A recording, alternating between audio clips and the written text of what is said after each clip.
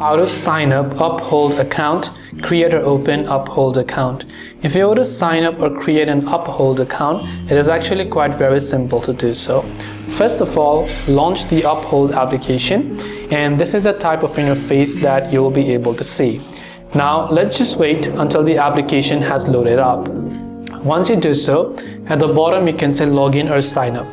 Tap the sign up button to create a new account. It will ask us to start with our phone number. So simply go ahead and enter your phone number, then agree to the terms and conditions, then tap on next. After you do so, on the next page, it will ask you to confirm the verification code. So if it asks you to, just make sure to enter the verification code.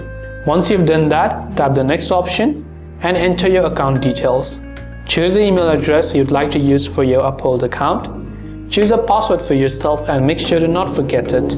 Select your country of residence right here. And after you've done that, on the next page, you should be able to tap on this particular next option and finish creating your Uphold account. That's all it takes to sign up Uphold. Hope this video helped you. If you have any questions, feel free to leave them down. Thanks for watching and see you in the next video.